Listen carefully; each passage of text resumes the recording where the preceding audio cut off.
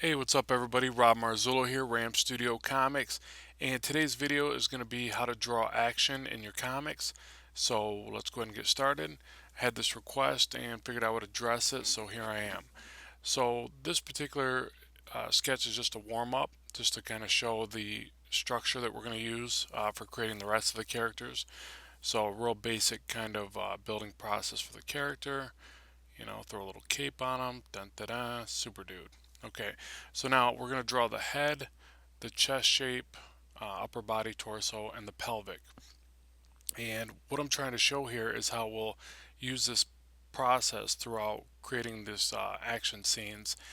And I'll just use some basic stickman kind of effects for the arms and to get the positioning, then throw some cylinders over the top. And if you followed along any of my videos or how to draw the Marvel way or anything like that, then you know all about this type of structuring.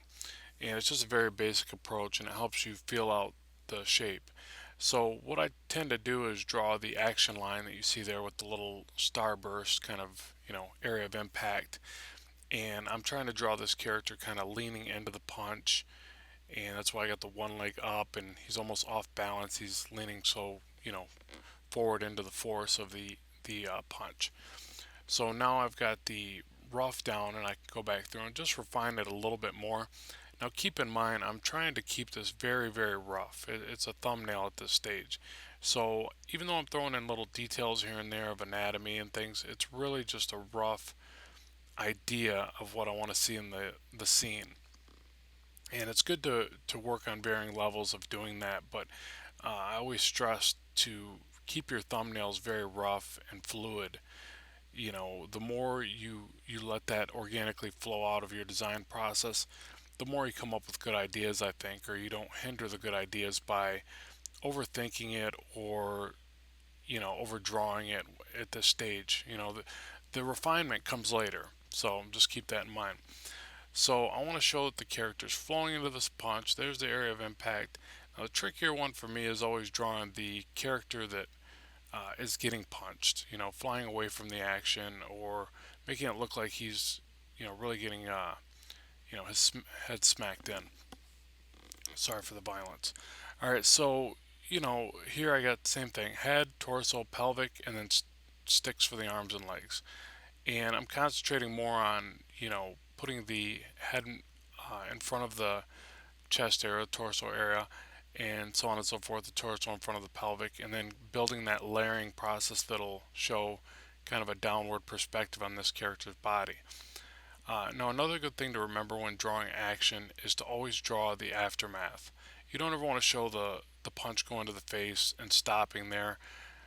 You can test it out for yourself, but it just doesn't have the same impact. If you show the aftermath of the punch and the flyback of the character, or the spit flying, which I think I fill it in here in a second.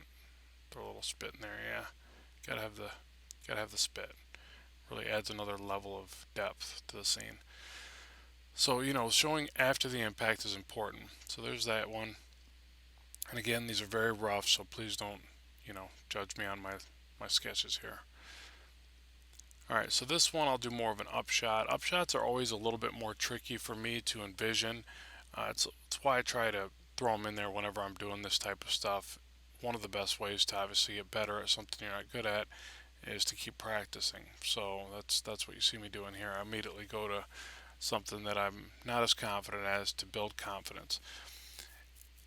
And you see here I've got kind of a no-no. I've got the one leg, the punch that's going up, and the leg that's going up on the same side.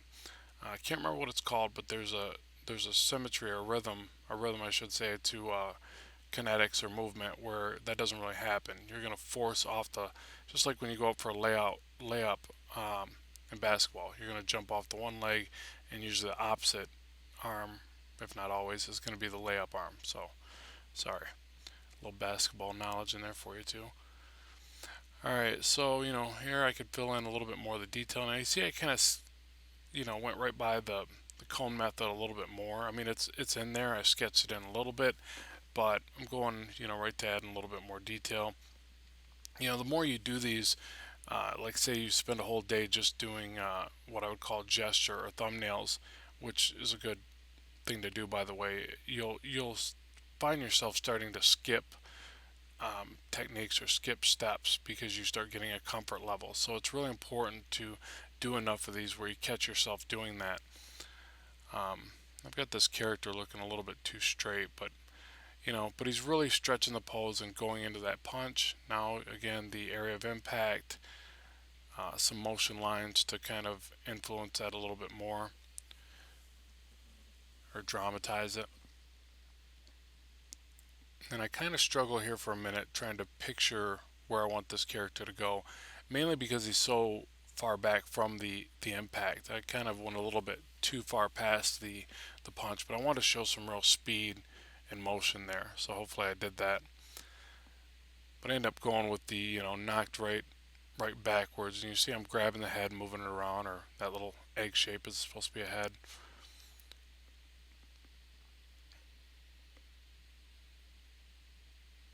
And you see I'm real quick to grab things and adjust them, scale them, rotate them. It's one of the beauties of working digital. So, I definitely take advantage of that. Fingers, little quick tip there. Draw fingers is just two appendages or two segments. You can always fill in the third one later, but if you look at most hand poses, uh, they look more like two segments, and it's quicker and easier to draw the hand. FYI. All right, so there's that one. He's kind of getting really knocked off his feet. You'll see in the end here, I draw some little shadows under the characters, which I should have did here, to show it shows another level of perspective of where they're at in the scene and to each other. Now here, I want to draw, another real popular impact scene or action scene, and that's more of a close-up effect. Because you're not always going to draw your characters from a distance, fighting like we did on the first two. So I wanted to show one that's a little bit closer, and I do a really poor job at first. I'm sketching this out and trying to feel out the scene, and I want to do, a girl smacking somebody. I think that's very important to draw that because it happens a lot. I was smacked twice this week, actually. No, kidding.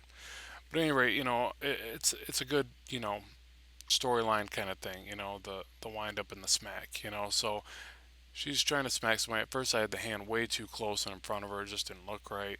This still isn't excellent day or nothing, but I think it'll do the job. And here's a guy. The up close. I like this effect because it draws you into the impact a little bit more. I think. It's real popular in comics to do this kind of layout, so I figured it was important to address. So, you get the up close shot of him, kind of flying back, eyes squinted, a few little motion lines. And you see him conveying all that with these very rough, ugly lines. So now I soft erase the whole thing down, and I can go in there with a little bit more confidence and try to fill out the scene. So I'll redraw my border there. And I like working, sometimes it's fun to even thumbnail in borders. It gives you a better perspective of how the page is going to look. So I do recommend doing that. Don't always just draw on, blank white canvas. A little of both. I mean, there's no right way to do this stuff. It's just whatever works for you. So now I'll go in there. You see again, I kind of skipped the cone method again. I'm just going right to, you know, shaping out the anatomy. I think I made her form a little bit too bulky, but oh well. Sue me. And I kind of picture the storyline. The guy goes into, you know, move in for a kiss and flap, rejected. Not tonight. So who knows? Who knows what's going on there? I don't even know why I picked this to draw this particular type of scene. I just did. There it is. So filling in some of the detail and a little bit of line weight and shadowing. Again, it's still real rough. I wouldn't call this finished pencils or anything. I'm just, you know, feeling out the process. You see, I keep kind of going over areas I've already been to and pinballing around. And I'm just adding a little bit thicker line weight here and there to give it a little bit more form. Just a little bit of shadowing on the clothing there. I gave her a cool little bracelet. You see that? I thought you'd like that. Yeah, and then now the up close guy. Now, the other thing to remember in a scene like this is, obviously you can make your line weight a lot thicker and your shadows a lot more noticeable because the character's up close. Um, One thing I used to always get backwards, I don't know why, but I always thought that the further away elements of the scene would be darker. I thought because you wouldn't be able to see it as well, it would be darker, and that's actually the opposite. I learned that from digital painting. Things that are closer to the painting or the canvas need to be darker, so I would apply that even in your line art. Uh, and you see that in comics, like when somebody draws a character really busting out of the scene and up close, it has these nice, heavy, thick lines to make it really stand out and come forward into the drawing. So, just another thing to keep in mind. And you'll see too, I also add, again, I do my cheesy little starburst thing for the area of impact. I like putting that in there. And I start drawing the motion lines in, but I use a Sketchbook Pro 7 here, which is what I'm using. Love the software. Um, it has a really cool perspective tool. So I'm doing these lines. I'm thinking, speeds everything and cleanliness of the lines. I'm just going to use the perspective tool and put the 1 point perspective somewhere down to the left of the impact. So you'll see I do that here real quick. And then you can really just kind of speed draw those lines in. They don't come out perfect because I'm kind of going really fast here, but it does the job. And then as long as you put it on a separate layer, you can just erase your excess lines that you don't need. So at any rate, this is bringing it somewhat to a close. So hopefully this has helped you and given you a better idea of how you could form some of your action scenes. And I do appreciate everybody being supportive and commenting and liking, subscribing, and sharing. It does help me progress this channel. So be sure to also check out the Blackstone Eternal comic available on indieplanet.com. You can also like us on Facebook under Ram Studio Comics, and for my blog there's a link below. So thanks very much for watching. Hopefully this has helped you, and let me know if it has, let me know if it hasn't, what I can do in the future to progress the channel, all that fun stuff. Keep drawing, keep having fun. We'll talk to you soon.